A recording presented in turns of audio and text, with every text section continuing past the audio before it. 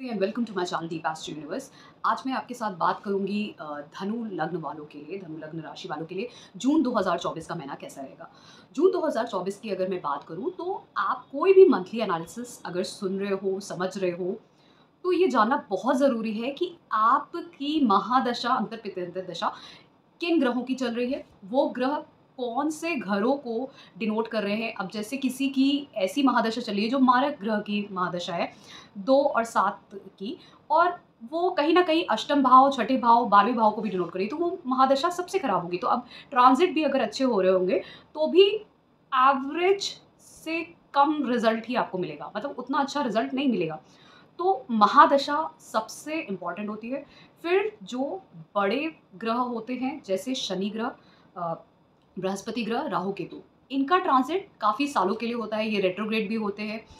राहु केतु हमेशा ही रेट्रोग्रेड रहते हैं मोशन में, लेकिन बृहस्पति और शनि बीच में रेट्रोग्रेड भी होते हैं। तो ये जो ट्रांजिट होते हैं इन बड़े ग्रहों के, ये बहुत ज़्यादा इम्पैक्ट आपकी लाइफ में डालते हैं। अब जैसे 1 मई को, 1 मई को बृहस्पति ग्रह ने वृषभ राशि में ट्रांजिट किया। तो बृहस्पति जैसा ग्रह जब भी अपनी राशि बदलता है, तो बृहस्पति को एस्ट्रोलॉजी में हम जीव कारक बोलते हैं। अब इसको समझना इसलिए ज़रूरी है क्योंकि जीव आप खुद भी हो। तो जब हम भृगुनंदी नाड़ी में जब भी कभी जीव के बारे में हमें कुछ भी जानना है, तो हम बृहस्पति जहाँ पे बैठा होता है उसको लग्न बना के उसके आस-पास का डिनोट करते हैं कि उसके कितने भाई-बहन होंगे, या उसकी लाइफ में कैसा माहौल होगा, पहले कैसा, या उसके बर्थ के टाइम पे, या उसके साथ क्या हुआ।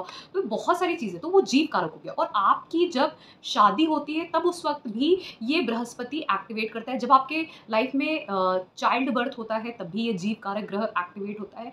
तो ये बहुत इंपॉर्टेंट हो जाता है। अब इसका ट्रांजिट अगर वृषभ राशि में हो रहा है, तो मतलब आप देखेंगे इस समय में जितने भी इस संसार में जीव हैं, उनका ध्यान कहीं न कहीं वृषभ राशि में जो चीज़ें उसकी कारक हैं, जैसे आपका परिवार हो गया, आपकी फैमिली हो गई, आपका धन हो गया, जो संचित धन है, स्टेबिलिटी की बात करता है वृषभ राशि का धन। क्योंकि वो एक स्टेबल साइन है, फिक्स साइन है। ये वो धन नहीं है जिसको आप सोच रहे हो कि आपको सैलरी के रूप में मिलता है। तो ये वो धन है जो सैलरी के रूप में भी मिलता है, एफडी, म्यूचुअल फंड सब लोगों के, जो आपके बैंक अकाउंट में बिल्कुल जो सेव रहता है। अब वो कहीं से भी आया हो सकता है आपको इनहेरिटेंस के रूप में या किसी और ने दे दिया हो। तो वो भी धन, मतलब आपके बैंक अकाउंट में जो धन रहता है, या जो भी आपके पास संचित धन है जिसको आप सोच-सोच के खर्च करते हो और थोड़ा बढ़ाने की कोशिश करते हो, ये वो धन है, ठीक है? तो वृषभ राशि का ये वो धन आपका परिवार, फैमिली और जो आप खा पी रहे हो, ये सब चीज़ें डिनोट करता है। तो अब जीव जितने भी हैं, ये कहीं न कहीं इन सब चीज़ों पे ध्यान देने वाले हैं। अब बात करते हैं धनु लग्न राशि वालों के लिए जून का महीना कैसा रहेगा। तो क्योंकि हम जब धनु लग्न राशि की बात कर रहे हैं, तो बृहस्पति ग्रह उनके लग्न कारक हो गए। अब वो वृषभ राशि में रहेंगे, छठे भाव में। छठे भाव का जो बृहस्पति होता है, अब बृहस्पति अकेले नहीं होंगे। बृहस्पति के साथ पहले वृषभ राशि में ही बुध भी होंगे, सूर्य भी होंगे और शुक्र भी होंगे। इनका ट्रांजिट जब बृहस्पति के साथ वृषभ राशि में होगा, सूर्य, बुध, शुक्र का, तो ये कहीं न कहीं वहाँ पे कंजंक्ट भी करेंगे, आपस में इनकी युति भी होगी। तो ये कहीं न कहीं एक बहुत अच्छा इंडिकेशन है, ख़ासकर उन लोगों के लिए जो जॉब के लिए ट्राई कर रहे हैं, जो लोन लेना चाहते हैं, जो रेंट पे कुछ देना चाहते हैं, इन सभी चीज़ों के। तो बृहस्पति जैसा ग्रह जब आपका छठे भाव में होगा, तो जो लोग अगर जॉब के लिए प्रयास कर रहे थे, अगर आप ये प्रयास कर रहे थे कि आपको कहीं से लोन मिल जाए, कहीं आप कोई कोर्ट केस में थे, किसी लिटिगेशन में थे, ये सभी चीज़ों में आपका कोई भी ऐसा फँसा हुआ काम था, कोई कॉम्पिटिटिव एग्ज़ाम में ऐसे, तो ये सभी चीज़ों में आप देखेंगे आपको सफलता मिल सकती है। अब क्योंकि आपके केंद्र के जो स्वामी हैं, जैसे पहले और चौथे, 7वें और 10वें घर के, एक बृहस्पति और बुध, इनकी भी युति होगी, साथ में सूर्य भी होंगे जो नवम भाव के मालिक हैं, शुक्र भी होंगे जो आपके छठे भाव के ही मालिक हैं, और साथ में 11वें भाव के। तो ये कहीं न कहीं ये आपके सारे केंद्र और त्रिकोण के साथ-साथ ये ट्रैवल को भी इंडिकेट करता है। आपका कहीं धार्मिक यात्राएँ हो सकती हैं, कोई बदलाव हो सकते हैं आपके जीवन में, आपके कहीं न कहीं कम्फर्ट्स भी बढ़ सकते हैं, आपको कहीं न कहीं से धन ज़रूर मिलेगा। सर्विस के काम से एमएनसी में जॉब लग गई, या कहीं फ़ॉरेन से अपॉर्च्युनिटी आ गई, इस तरीके की अपॉर्च्युनिटीज़ आ सकती हैं। आपके बड़े भाई-बहन को भी ये सब चीज़ें आ सकती हैं। बस ध्यान देने वाली बात ये होगी कि आप अपने माता-पिता का ख़्याल रखेंगे हेल्थ को लेके ख़ासकर, क्योंकि उनकी हेल्थ को लेके थोड़ा-सा ये टाइम क्रूशियल हो सकता है और आपकी हेल्थ को भी लेके थोड़ा-सा हो सकता है। बाकी ये जो ट्रांज़िट है, ये ट्रांज़िट आपके करियर में, आपके डेली लाइफ में ये बहुत अच्छा है। हाँ, रिलेशनशिप का आपको ध्यान देने की ज़रूरत होगी। रिलेशनशिप में थोड़ा-सा डिस्टेंस आ सकता है क्योंकि सप्तम भाव का मालिक छठे भाव में जाएगा।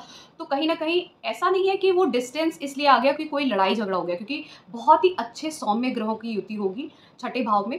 इसका इंडिकेशन ये है कि एक सेपरेशन हो सकता है। आप कहीं और दूर जा सकते हैं अपने स्पाउस से इस टाइम पे। इस तरीके का इंडिकेशन है, या आप उतना ध्यान ना दे पाएँ अपने बिज़नेस की तरफ या स्पाउस की तरफ, क्योंकि हो सकता है आपका सडनली कोई ऐसा करियर से जुड़ा हुआ या सर्विस से जुड़ा हुआ या हेल्थ से जुड़ा हुआ कोई कार्य आपका हो रहा है, या कोर्ट केस लिटिगेशन ऐसा कोई चीज़ है जो आपकी अभी तक फँसी हुई थी, लेकिन उससे रिलेटेड टू कोई काम आपका बन गया और आपको कुछ भी आपने प्रॉपर्टी के लिए सोचा था या करियर के लिए, अपने खुद के लिए, तो इस टाइम में वो चीज़ हो सकती है। पिलग्रिमेज भी जा सकते हैं, ट्रैवल भी कर सकते हैं, चेंज भी कर सकते हैं, बहुत सारी चीज़ों के इंडिकेशन है ये। तो ये बहुत अच्छा टाइम है आपके लिए। फिर क्योंकि बृहस्पति यहाँ पे छठे भाव में रहेंगे तो इनकी दृष्टि एक दसम भाव में रहेगी, जहाँ पे आपके केतु विराजमान है, साथ में 12वें भाव पे रहेगी और दूसरे भाव पे रहेगी। तो करियर में बदलाव के, जैसे मैं बोलती हूँ, चांसेस बहुत ज़्यादा हैं। अगर आपके करियर में जो बदलाव आप चाह रहे थे, केतु देव बैठे थे, ट्रांसफॉर्मेशन हुआ, लॉस ऑफ जॉब हो गया। केतु देव जब दसम भाव में जाते हैं तो लॉस होता है जॉब का, और खासकर अगर वो शनि से, आपके नेटल शनि से केतु देव का ट्रांजिट 1st, 5th, 7th या 9th में हुआ है, तो वो लॉस ज़रूर होता है, ठीक है? खासकर अगर उसके ऊपर से हो रहा हो, शनि का केतु के ऊपर से, केतु का शनि के ऊपर से, और साथ में अगर ये नहीं है तो उनके त्रिकोण में होना चाहिए, 5 और 9 में स्पेशली। तो इससे लॉस ऑफ जॉब होता है। तो अगर जिनका भी लॉस ऑफ जॉब हुआ था अभी तक, पर अब ये जो दृष्टि बृहस्पति देव की केतु देव पे जाएगी दसम भाव में, तो आपकी जॉब वापस से लगने के, ट्रांसफॉर्मेशन होने के चांसेस है, नई जॉब लग सकती है, एमएनसी से अपॉर्चुनिटी, फॉरेन अपॉर्चुनिटीज़ आपको मिल सकती है, एक्सपेंडिचर ज़रूर होगा ट्रैवल में, किसी की दवाइयों को लेके भी हो सकता है, आपके खुद के कंफर्ट और फैमिली को लेके भी एक्सपेंडिचर हो सकता है, लेकिन कहीं न कहीं आपका ट्रैवल भी होगा, एक्सपेंडिचर भी होगा, जॉब लगने के भी चांसेस हैं, धन आने के सबसे ज़्यादा चांसेस हैं, क्योंकि आपका दूसरा भाव और छठा भाव एक्टिवेट हो गया। लेकिन आपको दूसरा भाव और छठा भाव जब एक्टिवेट होता है तो आपको अपनी हेल्थ का ख्याल रखना है, अपने माता-पिता की हेल्थ का ख्याल रखना है, क्योंकि हेल्थ गड़बड़ हो सकती है, और साथ में अपने स्पाउस की हेल्थ का भी। तो हेल्थ का ध्यान रखने की यहाँ पे सबसे ज़्यादा ज़रूरत है, ठीक है? फिर उसके बाद यही बुध, सूर्य और शुक्र आपके बुध 14 जून को, सूर्य 15 जून को और शुक्र 12 जून को मिथुन राशि में आपके सप्तम भाव में ट्रांजिट कर जाएंगे। अब ये तीनों ग्रह यहाँ पे भी युति करेंगे, तो ये भी एक बहुत अच्छा ट्रांजिट है सप्तम भाव के लिए। आप रिलेशनशिप को लेके अगर शादी के लिए प्रयास कर रहे थे, शादी हो सकती है आपकी इस टाइम पे। अगर आप बिजनेस कुछ नया शुरू करना चाह रहे थे, बिजनेस शुरू हो सकता है इस टाइम पे। आप अपने पब्लिक लाइफ में आप कुछ बड़ा अपने बिजनेस को लेके, करियर को लेके करना चाह रहे थे, अब आपका लाइमलाइट पे जाएगा। पब्लिकली लोग बहुत ही ज़्यादा आपके करियर को भी रिकॉग्नाइज़ करेंगे, आपके रिलेशनशिप को भी रिकॉग्नाइज़ करेंगे। आपका काम रिकॉग्नाइज़ होगा इस टाइम पे। शादी के चांसेस हैं। आप कहीं ट्रैवल कर सकते हैं अपने स्पाउस के साथ इस टाइम पे। लक राइज़ होगा आपका। ये सारी चीज़ों के इंडिकेशन है। आपको लाभ हो सकते हैं, धन का लाभ हो सकता है अचानक से, बहुत ज़्यादा धन का लाभ। तो ये सारी चीज़ें बहुत अच्छी इंडिकेट कर रही हैं। इससे आपके अंदर, क्योंकि ये सप्तम भाव पे इनकी युति होगी, तो ऊर्जा जो है उसकी, जो पॉज़िटिव ऊर्जा है, जो एक अच्छी ऊर्जा है, वो 7वीं दृष्टि से आपके पहले भाव में जाएगी। तो कहीं न कहीं आपके अंदर एक बहुत ही ज़्यादा पॉज़िटिव थॉट्स, एक इंटेलेक्ट डेवलप होगा, क्योंकि इन तीनों की जब युति होती है, तो ऐसा इंसान बहुत ही इंटेलेक्चुअली बहुत ही एजुकेटेड और बहुत ही आपको मैं ये बोलूँ, बहुत ही इंटेलिजेंट होता है। बहुत ही हर एक कार्य को बहुत ही अच्छी तरीके से करता है, बहुत ही इंटेलिजेंस के साथ। वाइज़ नहीं बोलूँगी, इंटेलिजेंस बोलूँगी, क्योंकि ये जो 3 प्लैनेट्स हैं, ये सबसे ज़्यादा इंपॉर्टेंट होते हैं एजुकेशन के लिए। इन्हीं के आस-पास 2-12 या इनके साथ अगर किसी क्रूर या खराब प्लैनेट्स की युति होती है या 2-12 में होते हैं, तब पता चलता है कि एजुकेशन आपकी उसमें ब्रेक आया था, या आप एजुकेशन में कितने अच्छे थे, एवरेज थे या वेरी गुड थे। तो ये इन्हीं तीनों प्लैनेट से और उनके आस-पास जो 2-12 में प्लैनेट्स होते हैं या युति होती है, उससे पता चलता है। तो ये एक वन ऑफ द ट्रिक थी जो मैंने आपको बताई। तो ये बहुत अच्छा ट्रांज़िट है। जून का महीना मुझे ऐसा लगता है, मई के मंथ से जून का मंथ ट्रांज़िट्स वाइज़ बहुत अच्छा है। इसी तरीके से बृहस्पति, सूर्य, बुध, शुक्र की बात करने के साथ-साथ अब राहु-केतु की बात कर लेते हैं। राहु-केतु मीन राशि और कन्या राशि में है। अब मीन राशि में राहु चौथे भाव में, तो आपके घर में बदलाव हो रहे हैं कहीं न कहीं। बहुत सारे चेंजेज़ हो रहे हैं। ये हो सकता है आपने घर का रेनोवेशन कराया हो या घर ही बदल लिया हो या घर बदल जाए इस टाइम पीरियड में जब तक ये 1 साल में ट्रांज़िट हो रहा है। और केतु भी करियर भाव में, तो कहीं न कहीं आपका करियर भी बदल सकता है। ये सारे ट्रांसफॉर्मेशंस राहु केतु लेके आते हैं। अब मंगल जैसा ग्रह भी अपनी ही राशि मेष राशि में रहेगा 1 जून से पंचम भाव में। इनकी एक राशि आपकी 12वें भाव में भी आती है। तो बहुत ज़्यादा चांसेस हैं कि आपको अ, एक चेंज लाइफ में मिल सकता है। आपको फ़ॉरेन से बहुत सारी अपॉर्च्युनिटीज़ मिल सकती है। आपके बच्चों को अपॉर्च्युनिटीज़ मिल सकती हैं फ़ॉरेन जाके पढ़ने की, हायर एजुकेशन लेने की, या उनकी जॉब लग सकती है। इवन आपके भी जीवन में बदलाव ऐसा आ सकता है कि आपको फ़ॉरेन से अपॉर्च्युनिटी मिली, फ़ॉरेन से आप पैसे कमा रहे हो, ऐसे भी चांसेस मिलते हैं। जो लोग मंत्र साधना करना चाहते हैं, स्पिरिचुअलिटी में जाना चाहते हैं, उनका ये टाइम बहुत अच्छा है उनके लिए। तो बहुत अच्छे चेंजेज़ हैं। जो चाइल्ड बर्थ के लिए सोच रहे थे, ये भी टाइम आपको हो सकता है। लव रिलेशनशिप में भी जाने के चांसेस हैं, लेकिन किसी ऐसे इंसान के साथ जा सकते हैं आप जो बिल्कुल आपके साथ फॉरेन है, बिल्कुल एकदम डिफरेंट कल्चर का, डिफरेंट रिलीजन या कास्ट या डिफरेंट है आपसे।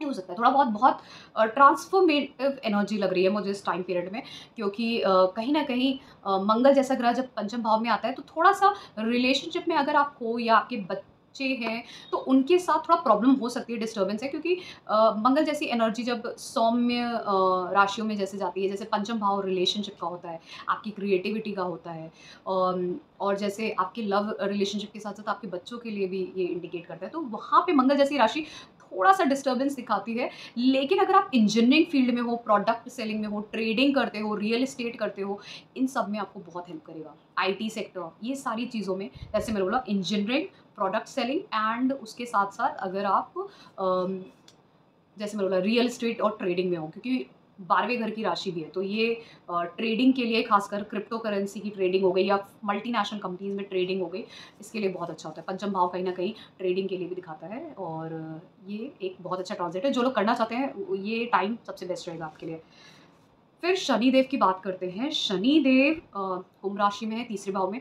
शनिदेव तीसरे भाव में कहीं न कहीं आपको वो विल पावर, स्ट्रेंथ और स्किल्स डेवलप कर रहे हैं आपके अंदर, कि आप कुछ अपने क्रिएटिविटी के साथ, अपने बेसिक नॉलेज के साथ कुछ नया करो अपने जीवन में, ताकि आपका लक राइज़ करे। इवन साथ में कहीं न कहीं आपके पिता का भी साथ आपको मिलेगा उसमें, जो भी आप कुछ नया इनिशिएट करते हो अपने स्किल्स और क्रिएटिविटी के साथ। और इसमें ट्रैवल्स भी हो सकते हैं, बहुत सारे बदलाव होंगे आपके जीवन में, क्योंकि 2 हाउसेज़ एक्टिवेट हुए हैं जो शनि ने किए हैं, वो है पंचम भाव और नवम भाव। ये दृष्टियों से एक्टिवेट हुए हैं शनिदेव की, और ये दोनों भाव कहीं न कहीं बदलाव को बताते हैं। तो आपके कार्य क्षेत्र में बदलाव ज़रूर हुआ है धनु राशि वालों के, चाहे वो चंद्र राशि हो, चाहे लग्न राशि हो आपकी, लेकिन बदलाव ज़रूर हुआ है आपके खासकर कार्य क्षेत्र में, क्योंकि दसम से 12वां भाव आपका नवम भाव हो गया, और छठे भाव से 12वां भाव आपका पंचम भाव, दोनों को शनिदेव ने एक्टिवेट किया है। तो इन 2.5 साल में आपके कार्य क्षेत्र में ज़रूर बदलाव हुआ है। फिर उसके बाद शनिदेव की एक दृष्टि जाएगी, 10वीं दृष्टि जाएगी आपके वृश्चिक राशि पे, जो 12वें भाव में आती है। अब 12वें भाव में जो वृश्चिक राशि पड़ती है, वहाँ पे पूरे जून में अ, शनिदेव की, बृहस्पति देव की, राहु देव की और साथ में मंगल देव की, इन सभी की दृष्टि रहेगी। तो कहीं न कहीं आप ये देखोगे कि बहुत सारे लोगों के लाइफ में सडन चेंजेज़ आएँगे, सडन ट्रैवल हो सकता है, बहुत सारा एक्सपेंडिचर भी आ सकता है, लेकिन बहुत सारा क्योंकि वृश्चिक राशि एक ट्रांसफॉर्मेशन का साइन है, तो बदलाव हो सकता है। आपका हो सकता है जो स्लीपिंग पैटर्न है, क्योंकि ये 12th हाउस स्लीप स्लीप को भी बताता है, तो स्लीपिंग पैटर्न को भी बताता है। हो सकता है आपका स्लीप थोड़ा-सा इस टाइम पे जो आप पहले अगर आप प्रॉपर्ली 11 पीएम को सो जाते थे, आप सुबह 6 बजे उठ जाते, तो हो सकता है वो डिस्टर्ब हो जाए कहीं न कहीं। क्योंकि 4 लगभग 3 क्रूर ग्रह की दृष्टि जा रही है, तो नींद डिस्टर्ब कर सकता है, ट्रैवल्स हो सकते हैं, एक्सपेंडिचर हो सकता है।